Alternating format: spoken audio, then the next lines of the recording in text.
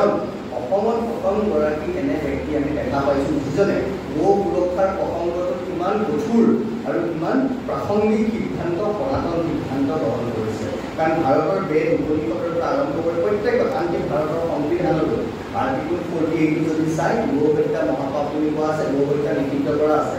মহাপুৰুষ শংকৰ গুৰুজনাৰ কীৰ্তন ঘোষা অজামিল উপাখ্যানটো যদি চাই গো হত্যা মহাপাপ বুলি কোৱা আছে। গতিকে এই সনাতন সিদ্ধান্ত গো সংৰক্ষণ কৰাৰ বিষয়টো অসমীয়া জাতীয় জীৱনতো গৰু সুৰক্ষা নকৰাকৈ, গৰু বিহু পালন নকৰাকৈ আমি জাতীয় উৎসৱ পালন নকৰোঁ। এয়া অসমীয়া বা সনাতন সিদ্ধান্ত।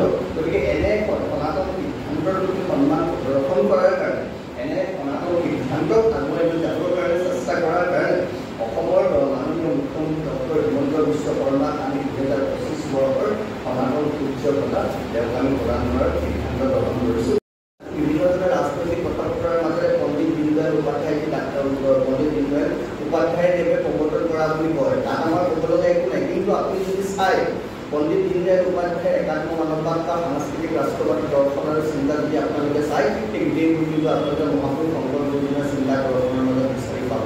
এতিয়া কথাটো হ'ল সাংস্কৃতিক ৰাষ্ট্ৰবাদৰ পৰা জাতি জনগোষ্ঠীয় একাকাৰ কৰি প্ৰকৃতি সংৰক্ষণ কৰালৈকে বিশ্ব ভাতৃত্ববোধ, বিশ্ব মানৱ সভ্যতা সংস্কৃতিক একত্ৰিত কৰি শিক্ষা সংস্কৃতি সভ্যতা প্ৰত্যেকটো দিশত শংকৰ গুৰুজনাই কি ধৰণে মানুহ হিচাপে জীয়াই থাকি আমাৰ সমাজখন আগুৱাই যাব পাৰে।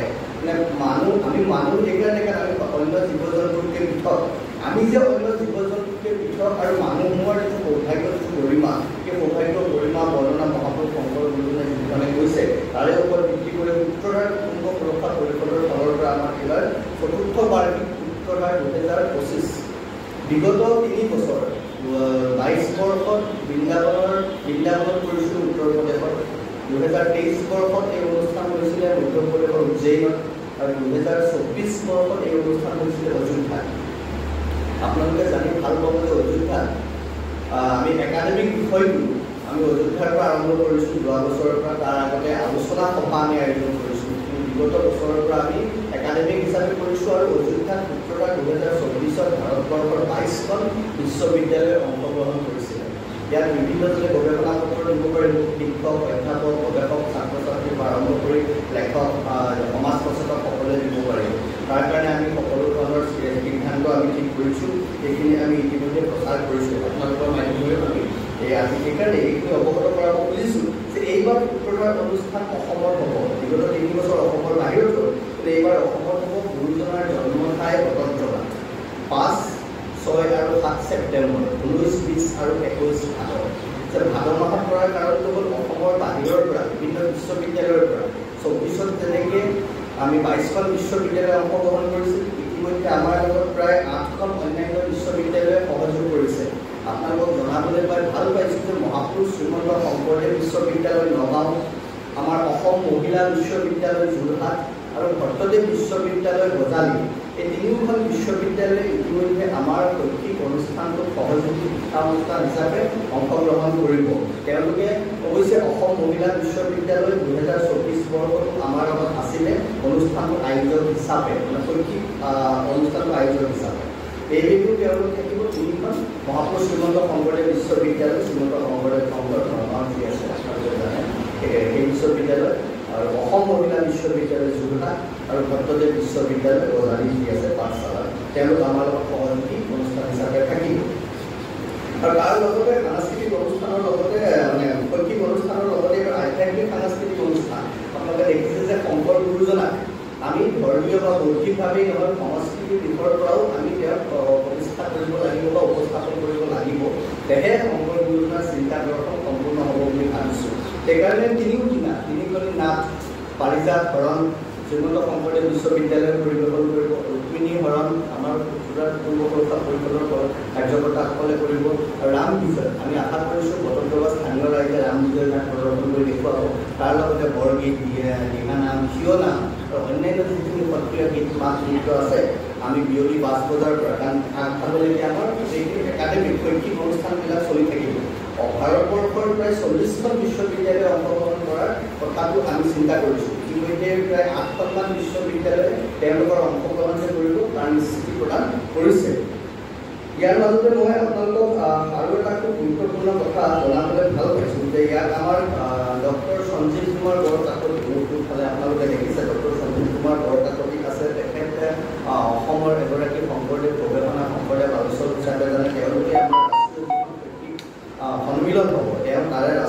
সংযোজক হিচাপে আছে আৰু আমাৰ অসম মহিলা বিশ্ববিদ্যালয়ৰ ডক্টৰ মহেশ্ৱতা দেৱী আৰু ডক্টৰদেৱ বিশ্ববিদ্যালয়ৰ ডক্টৰ দুলুমণি ডেকা তেওঁলোক সহ-সংযোজক হিচাপে আছে ৰাষ্ট্ৰীয় পৰ্যায়ত।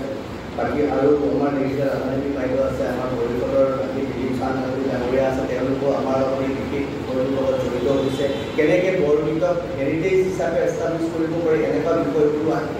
সামগ্ৰিকভাৱে গোটেই প্ৰসংগটো আমি আগুৱাই লৈ যাবলৈ চেষ্টা কৰিছোঁ আৰু তাৰ লগতে গুৰুত্বপূৰ্ণ কথাটো হ'ল গোটেই বিষয়বোৰত ভাৰতবৰ্ষৰ পৰা প্ৰায় ৭৭ৰ ওপৰৰ সাধু সন্ত মহন্ত আহিব। অসমৰ বিভিন্ন সত্ৰ সত্ৰাধিকাৰসমূহৰ লগতে ভাৰতবৰ্ষৰ বিভিন্ন ঠাইৰ পৰা আমি ১০০তকৈ অধিক বিভিন্ন পৰ্যায়ৰ বিভিন্ন চিন্তা ভাৱনাৰ সাধু সন্ত মহন্তৰ সমাৱেশ ঘটিব শেষৰ দিনা সাংস্কৃতিক শোভাযাত্ৰাৰ পিছত। আৰু সেই সভাতে আমাৰ এটা যিটো বিগত ২ বছৰ আমি কৰি আহিছোঁ সনাতন সূৰ্য বঁটা, সূত্ৰধাৰ বঁটা আৰু মহাপুৰুষ শ্ৰীমন্ত শংকৰদেৱ গুৰুজনাৰ নামত নীতি সন্মান, মহাপুৰুষ শ্ৰীমন্ত শংকৰদেৱ সাহিত্য সেৱা সন্মান আৰু মহাপুৰুষ শ্ৰীমন্ত শংকৰদেৱ সংস্কৃত সেৱা সন্মান, তাৰ লগতে সমন্বয় সেতুবন্ধন বঁটা আৰু হিন্দু চেতনা বঁটা, এই বঁটাখিনি আমি দি আহিছোঁ। আৰু যিটো আমি সংস্কৃতি সাধনা বঁটা বুলি আপোনালোকক জনাবলৈ পাই সুখী হৈছোঁ যে ৰাজীৱ শদিয়াৰ মৃত্যুৰ সময়ত আমি এই কথাটো ঘোষণা কৰিছিলোঁ। ৰাজীৱ শদিয়াৰ যি সংস্কৃতি সাধনাৰ যে একাগ্ৰতা সেইটো নথকাৰ পিছতো তেতিয়াই আমি ঘোষণা কৰি থৈছিলোঁ যে বিগত ২ বছৰ আমি যি সংস্কৃতি সাধনা বঁটা দিছোঁ, এইবাৰ সংস্কৃতি সাধনা বঁটাটো ৰাজীৱ শদিয়া সংস্কৃতি সাধনা বঁটা নামেৰে নামাকৰণ কৰি পেলাই আমি প্ৰদান কৰিম, আমি দিওঁ বুলি ঘোষণা কৰা হৈছে। গতিকে এইবাৰ সংস্কৃতি সাধনা বঁটাটো Rajiv Sadiya. Stay informed, stay ahead. News NE 365.